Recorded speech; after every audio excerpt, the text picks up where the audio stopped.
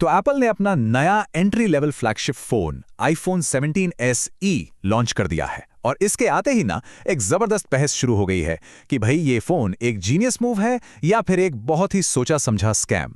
चलिए आज इसी गुत्थी को सुलझाते हैं। सबसे बड़ा सवाल तो यही है ना कि एप्पल आखिर ये करता कैसे है। मतलब एक एकदम नए फोन में जानबूझकर पुरानी टेक्नोलॉजी डालना और फिर भी लोग उसे खुशी खुशी खरीद रहे हैं।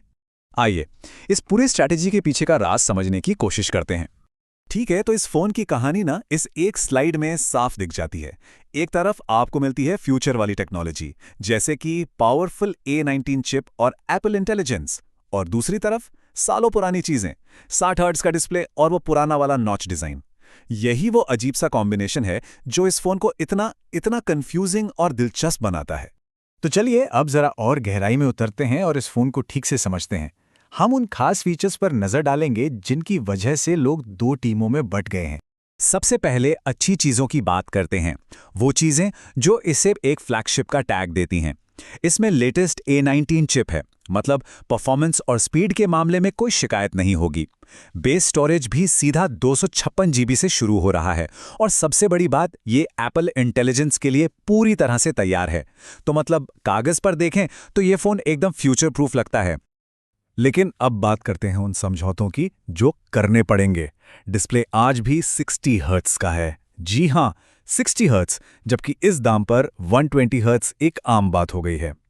डायनामिक आइलैंड भी नहीं है, बल्कि वही पुराना बड़ा वाला नॉच, और पीछे सिर्फ एक कैमरा। यही वो चीजें हैं जो इसे इसके महंगे मॉडल से बहुत अलग बना देती हैं। अब यहां से कहानी और भी दिलचस्प हो जाती है। असल में ये जो कमियां हैं ना, ये कोई गलती नहीं है। ये एप्पल की एक बहुत ही चालाक और शानदार बिजनेस स्ट्रेटजी का हिस्सा है। तो आईफोन 17 का असली मकसद यही है। ये एप्पल के इकोसिस्टम में घुसने का एक दरवाज़ा है, एक एंट्री टिकट। एक बार कोई iOS और iMessage की दुनिया में आ गया ना, तो फिर उसका बाहर निकलना बहुत मुश्किल हो जाता है। ये फ़ोन नए कस्टमर्स को अपने जाल में फंसाने का एक जरिया है।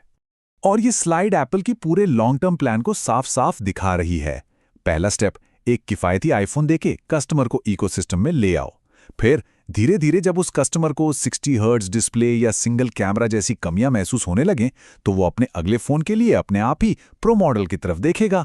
वाह, क्या कमाल की रणनीति है। और मजे की बात यह है कि ये कोई नई स्ट्रैटेजी नहीं है। जैसा कि ये आंकड़े दिखा रहे हैं, आईफोन SE और पिछले 16E जैसे मॉडल्स की भी जमकर आलोचना हुई थी। लेकिन पता है क्या, वो दुनिया के सबसे ज्यादा बिकने वाले फोन्स में से थे। इससे साफ है कि एप्पल को पता है कि ये फॉर्मूला काम करता है और खूब काम करता है। चलिए अब सिक्के का दूसरा पहलू भी देख लेते हैं। एप्पल के लिए तो ये सब बहुत अच्छा है, लेकिन एक खरीदार के तौर पर अगर कोई आईफोन 17E चुनता है, तो वो असल में क्या क्या छोड़ रहा है, क्या कुर्बान कर रहा है। सबसे पहले तो ये समझ लीजिए, ये कोई सस्ता फोन नहीं है। इसकी जो कीमत है ना, उस कीमत पर आप बहुत सारे समझौते कर रहे होते हैं। इस प्राइस पॉइंट पर उम्मीदें कहीं ज्यादा होती हैं।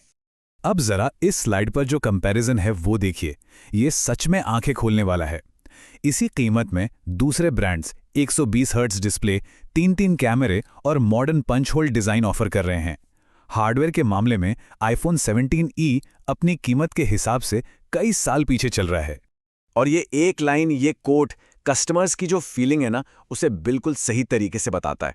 ऐसा ही लगता है कि एप्पल ने बस एक पुराने डिजाइन में एक नया प्रोसेसर फिट किया और कह दिया, ये लो नया फोन। तो हम अपने विश्लेषण के आखिरी पड़ाव पर आ गए हैं। चलिए दोनों पक्षों की दलीलों को एक साथ रखकर देखते हैं कि आखिर ये फोन है क्या, एक स्मार्ट चॉइस या एक स्ट्रैटेजिक धोखा। देखिए सीधी सी बात है, ये फोन उन लोगों के लिए एक बहुत ही स्मार्ट चॉइस है जिनकी पहली प्राथमिकता एप्पल का इकोसिस्टम, सालों साल मिलने वाले सॉफ्टवेयर अपडेट्स और लेटेस्ट प्रोसेसर की पावर है। अगर किसी को बस एक भरोसेमंद आईफोन चाहिए जो बिना किसी दिक्कत के सालों चले, तो ये एक बढ़िया खरीदारी हो सकती है। वहीं दूसरी तरफ अगर कोई ऐसा है जिसे अपने पैसों का बेस्ट हार्डवेयर वैल्यू चाहिए, जैसे कि एक बेहतरीन डिस्प्ले, जबरदस्त कैमरा सिस्टम और मॉडर्न डिजाइन, तो सच कहूं तो उनके लिए ये फोन एक स्कैम जैसा महसूस हो सकता है। उन्हें लगेगा कि उनके साथ धोखा हुआ है। और यहीं पर ये शब्द जीनियस स्कैम एकदम सही बैठता है। ये कंपनी के लिए तो एक जीनियस चाल है जिससे वो खूब मुनाफा कमाती है। लेकिन कस्टमर के लिए ये एक ऐसा सौदा है जिसमें कई सारे समझौते करने पड़ते हैं। तो अंत में एक बड़ा सवाल ये उठता है, क्या इस तरह के प्रोडक्ट्स मार्केट की एक ज़रूरत बन गए हैं, या फिर ये इस बात का संकेत है कि स्मार्टफोन की दुनिया में अब कुछ नया, कुछ क्रांतिकारी होना बंद हो गया है? इस पर तो सोचना तो बनता है।